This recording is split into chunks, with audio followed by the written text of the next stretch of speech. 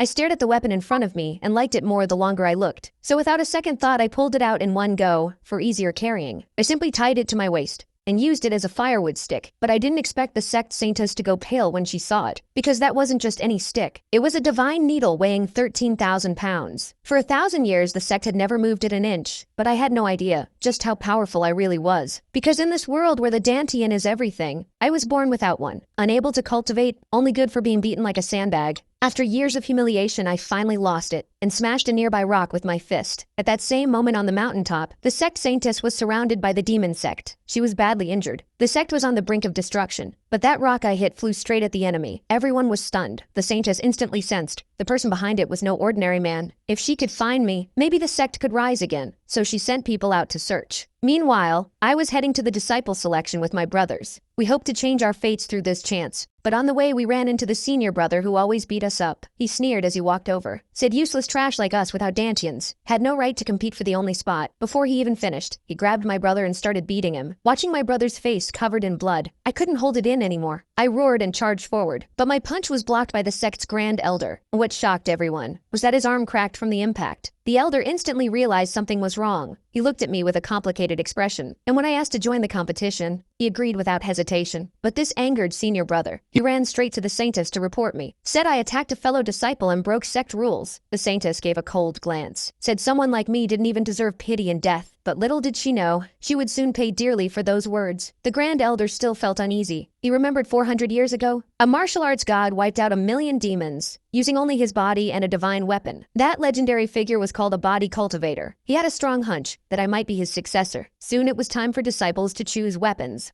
There was one divine artifact in the armory. No one had moved it since the sect was founded. Senior brother thought highly of himself. He stepped up and used all his strength. His face turned bright red. But the weapon didn't budge at all. Frustrated and humiliated, he stormed off. Not long after I entered the armory too. Saw the dusty firewood stick. Something stirred in me. I reached out and gave it a tug. All 4 ceiling chains snapped at once. The entire sect began to shake. The saintess sensed the artifact awakening and rushed over with her people. I heard the noise, quickly bent the stick, and tied it around my waist like a belt. The saintess stormed into the armory, saw the chaos inside, and thought the one who did this must be the master who saved her. Soon the competition began. The first round tested inner power. Each disciple had to inflate a balloon with their energy. The bigger the balloon, the stronger the power. The first inner disciple gave it his all, and the balloon only grew to a foot wide. Everyone nodded in approval. Then it was my turn. The crowd burst into laughter, mocking me for being Dantianless, yet daring to show my face. I just took a deep breath, then spun around and stirred up a fierce gust. The balloon exploded instantly, but the judge announced coldly that I was disqualified, said I cheated with tricks,